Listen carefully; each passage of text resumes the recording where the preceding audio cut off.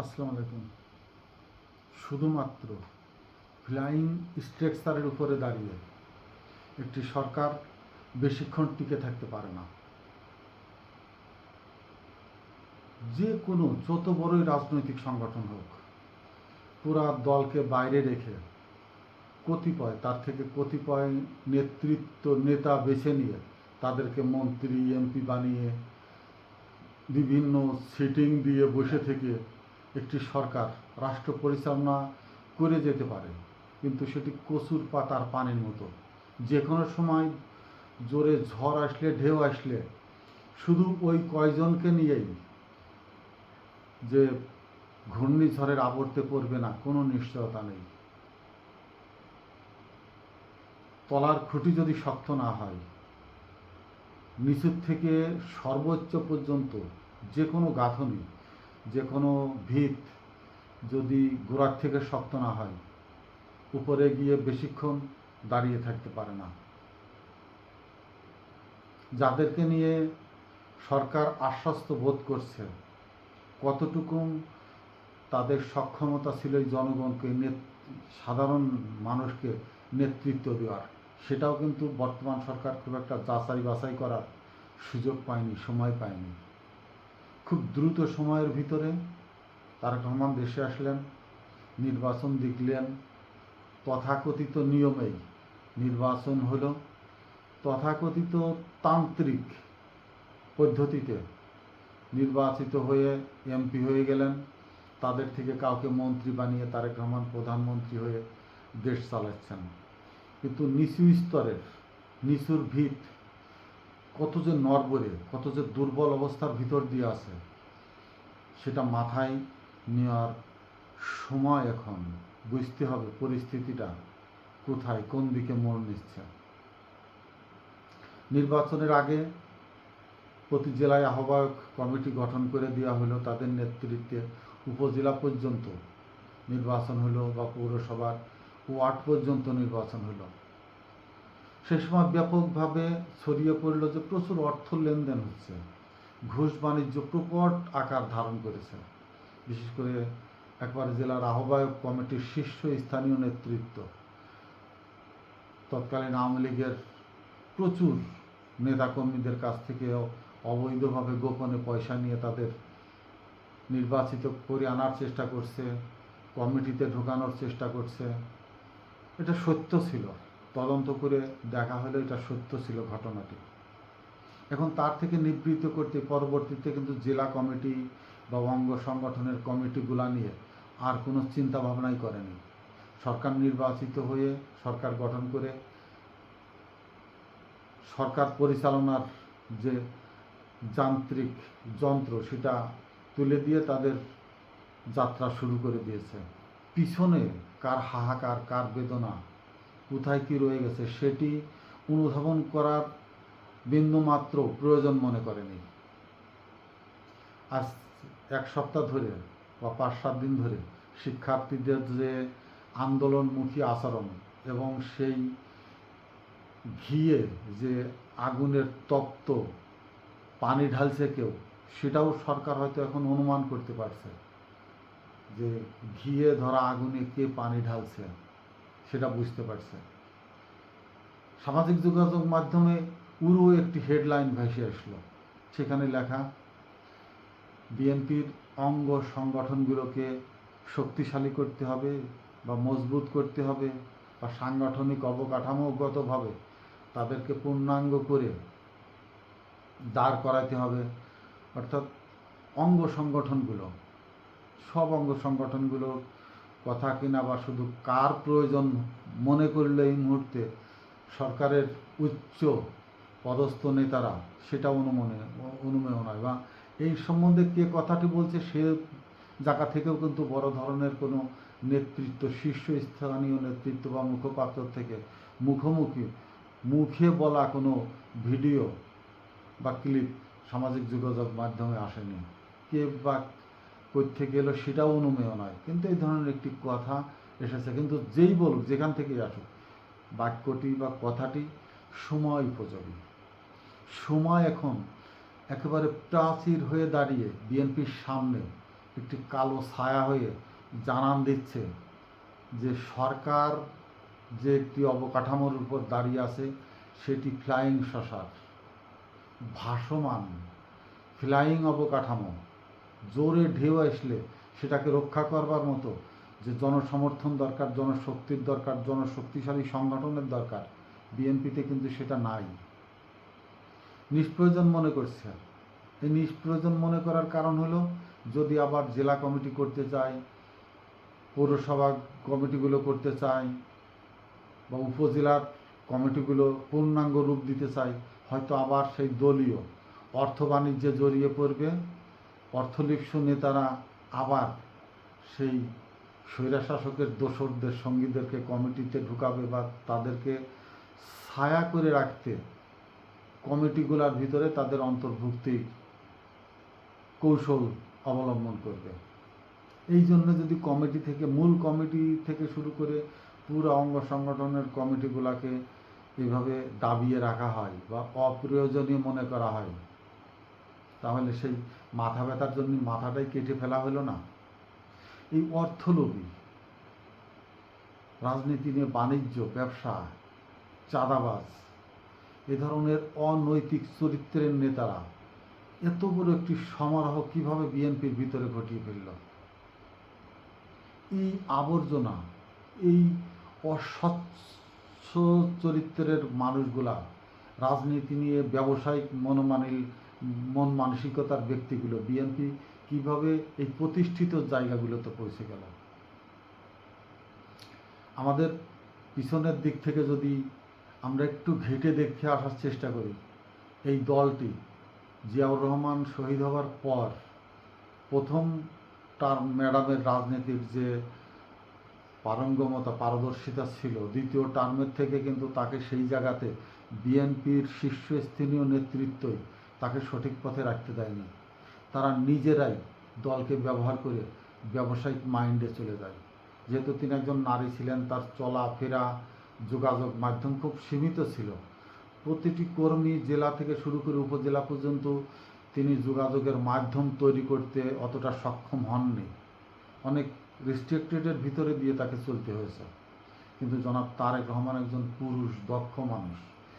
তার এর ভিতরে এই 2-3 মাসের ভিতরেই, আরও আগেই তার উচিত ছিল প্রত্যেকটি উপজেলা, জেলার থেকে তার স্বকীয় কিছু নেতৃত্বশীল হোক অথবা একেবারেই অপরিচিত মুখ হোক, তাদের সাথে লিয়াজু করা এবং আসল তথ্যটি সংগ্রহ করার চেষ্টা করা। দলের ভিতরে কারা চাঁদাবাজ, কারা আবার কমিটি করার সুযোগ দিলে পকেট ভারী করবে, কারা পয়সা খাচ্ছে, কাদের ফ্যামিলি এই দুর্বৃত্তায়নের ভিতরে লালিত হচ্ছে, কারা বিএনপির নামে সংগঠন করে বা নেতা হয়ে নিজে পুরা জেলাকে বা উপজেলাকে বা তার আসনকে একেবারে গিলিয়ে খেয়ে ফেলেছে, দলকে আড়াল করে ফেলেছে নিজের নেতৃত্বকে শক্তিশালী করতে। এই ধরনের লোকগুলোকে বেছে ফোকাসে নিয়ে আসা উচিত ছিল, এবং এই কয়েক মাসের ভিতরেই অন্তত তাদের কাজের মাধ্যমে বোঝানো উচিত ছিল, বি কেয়ারফুল,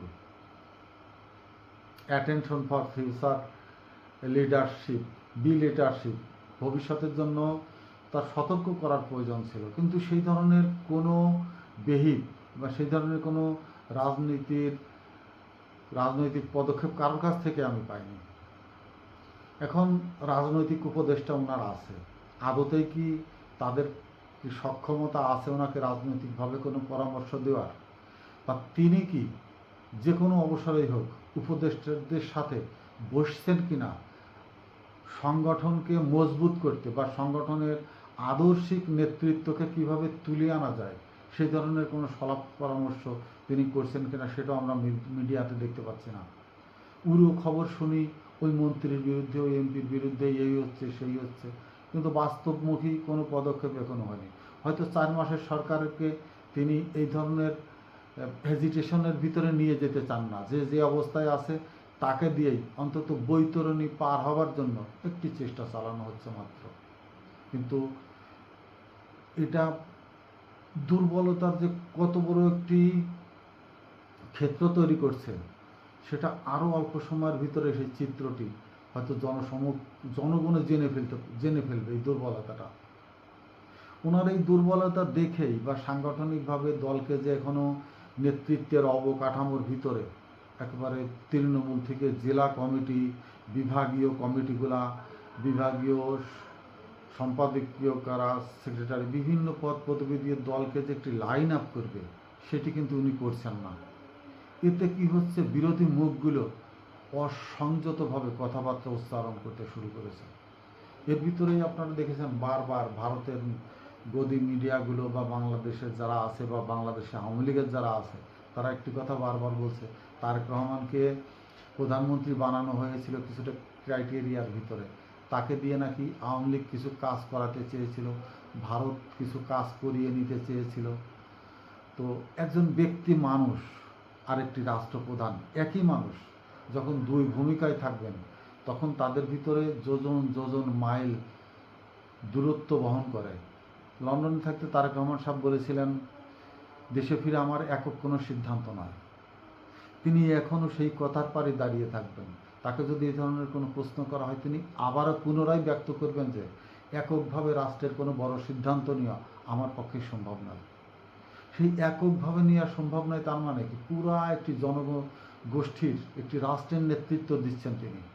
আওয়ামী লীগের সাথে যাই চুক্তি হয়ে যদি থাকে, ভারতের সাথে যদি কোনো ডিল হয়ে থাকে, আমেরিকার সাথে যদি কোনো সরকারে আসার পরে তার কোনো রাজনৈতিক চুক্তিতে আবদ্ধ হয়ে থাকেন, কিন্তু সেটা প্রধানমন্ত্রী হওয়ার আগে, রাষ্ট্র ক্ষমতায় যাওয়ার আগে।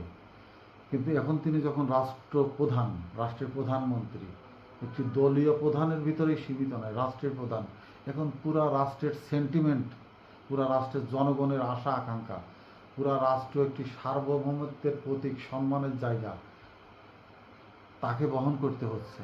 তার উঠা বসা, চলাফেরা, ব্যক্তিত্ব সব কিছুর ভিতরেই একটি রাষ্ট্রের কতটা উচ্চতা মানের নেতৃত্ব দ্বারা পরিচালিত হচ্ছে সেটা বহন করছে, সেটা জনগণ বা বিশ্ব লক্ষ্য করছে, খেয়াল করে দেখছে। এইখানে বসে তিনি অতীতের কার সাথে কী হয়েছিল সেটি আর স্মরণ করবার বা সেই পথে হাঁটবার আর কোনো অবকাশ নেই, সুযোগ নেই। তাকে রাষ্ট্রকে নিয়ে ভাবতে হবে, তাকে জনগণকে নিয়ে ভাবতে হবে। আর এই জায়গাতে সাফল্য আনতে হলে সে কোন দলের নেতা, কতটা শক্তিশালী দলের নেতৃত্ব তার পিছনে রয়ে গেছে সেটা তো দেশকে জানান দিতে হবে, আন্তর্জাতিক মহলকে জানান দিতে হবে। একটি দলকে বা একটি বৃহত্তর জনগোষ্ঠীকে বাইপাস করে উনি নীরবে ঢেকে রেখে শুধু রাষ্ট্রপ্রধান হয়ে এবং গুটি কতক, আমি আবারও বলছি, গুটি কতক শীর্ষস্থানীয় তার ভিতরে যারা দুর্বৃত্তায়নের লোকজন রয়ে গেছে, ঋণ খিলাপি রয়ে গেছে, অসৎ চরিত্রের মানুষগুলো এর ভিতরে রয়ে গেছে, আওয়ামী লীগের বড় বড় দালাল রয়ে গেছে, ভারতের বড় বড় দালাল রয়ে গেছে, অর্থলোভী অত্যাচারী, যে কোনো মুহূর্তে সুযোগ পেলেই ওই শাহ আলম সাহেবদের মতো ছেলেদের নামে মেয়েদের নামে ইউনিয়ন, থানা, জেলা গঠন করার মতো সুযোগ খুঁজছে অনেকেই। এই ধরনের লোকজন সেখানে রয়ে গেছে। সেই জায়গায় বসে একজন প্রধানমন্ত্রী হয়ে কতটা নিশ্চিন্তে দেশ চালাতে পারেন, যে যার নেতৃত্বের সংগঠনই এখনো স্বয়ংসম্পূর্ণভাবে রেজ হয়নি। এখনই রাজপথে যদি বড় ধরনের ঝড়, আঘাত, ব্যাঘাত, সুনামি উঠে আসে, তার দলের কোন পদের কোন ব্যক্তি কি হিসাবে সামনের নেতৃত্বের জন্য এগিয়ে যাবেন? অর্ধেক এমপি সাহেবরা নিরুদ্দেশ হয়ে যাবেন 24 ঘন্টার ভিতরে। অর্ধেক এমপি, বিএনপির এমপি, অর্ধেক এমপি প্রথম 24 ঘন্টার ভিতরে দেশ থেকে চলে যাবেন, যে কোনোভাবেই হোক। বেশিরভাগই চলে যাবেন ভারতে।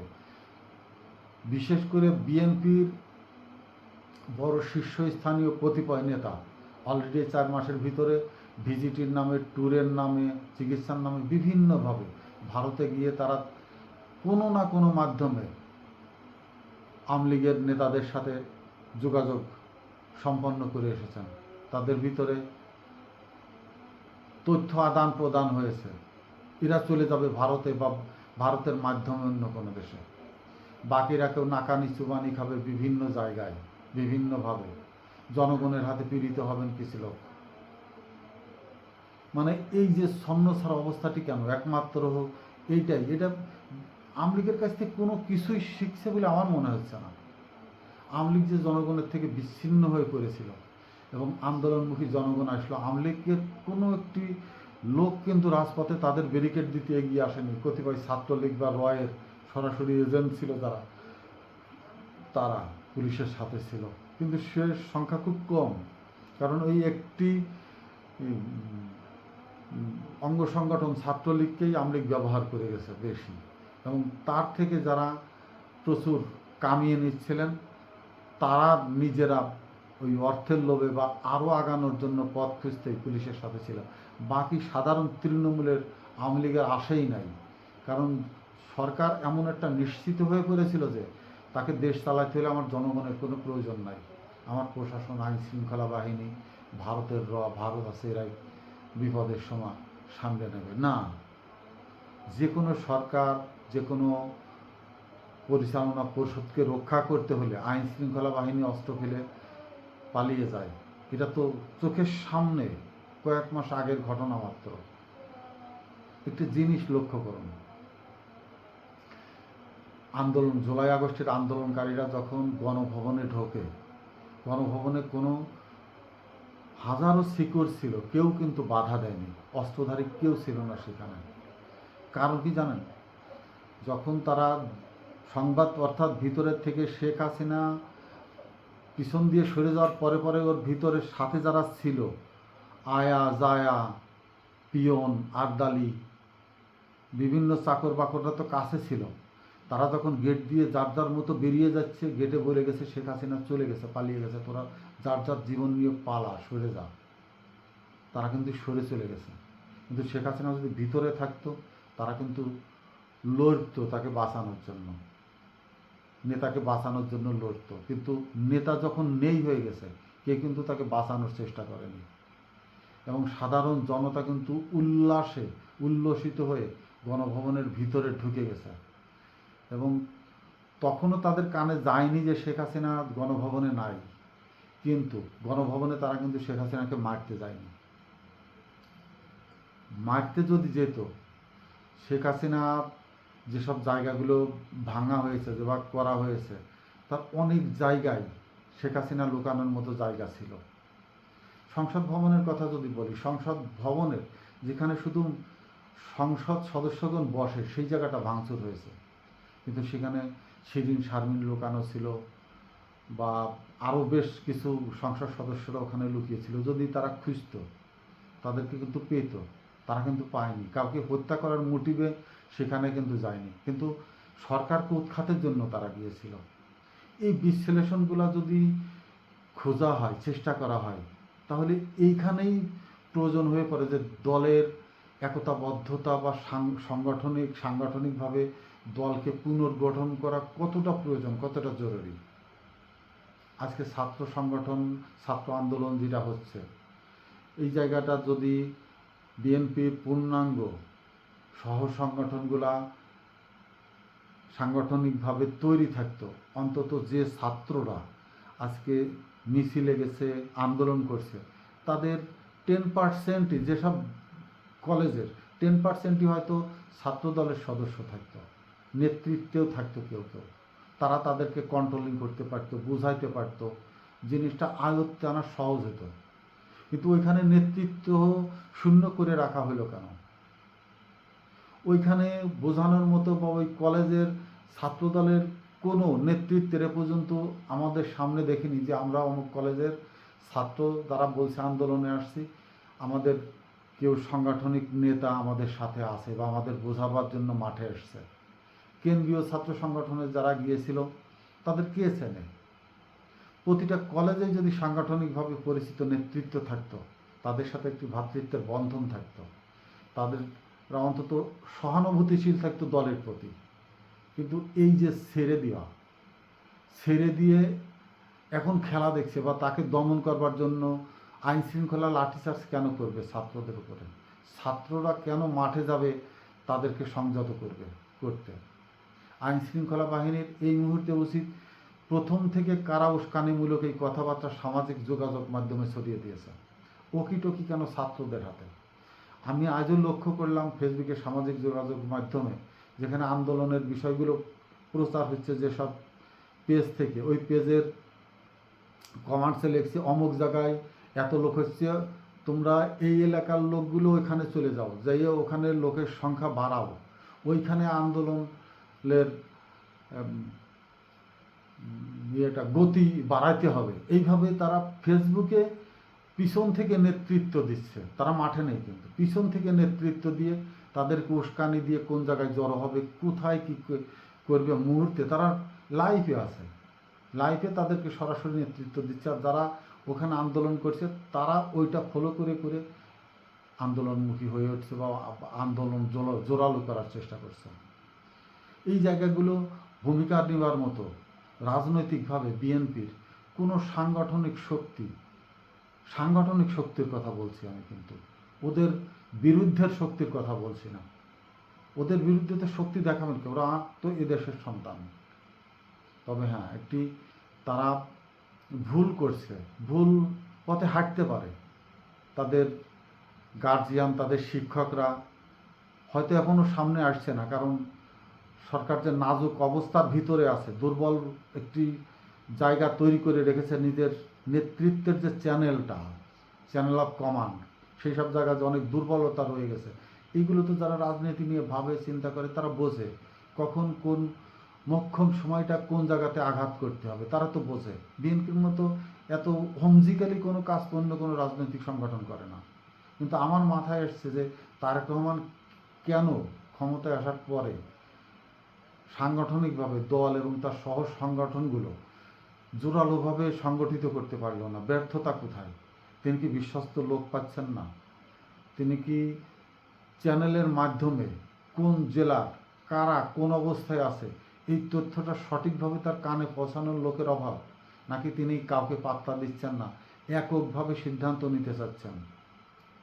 যাক, যেভাবেই চলুক, যাই হোক না কেন, ছাত্র আন্দোলন যেটা হচ্ছিল, আবহাওয়ার পরিস্থিতি ভালো, বন্যা সেরে গেছে, বৃষ্টি সেরে যাচ্ছে, পরীক্ষা হলমুখী হবে, ছাত্ররা পড়ালেখার টেবিলে ফিরে আসবে। কিন্তু এর ভিতরে দুষ্কৃতীরা যেভাবে ঢুকে সেই ছাত্রদের ছত্রছায়া থেকে যে শয়তানের লড়াচড়া দিয়ে গেল, বিএনপিকে হালকাভাবে কিন্তু একটি ধাক্কা দিল।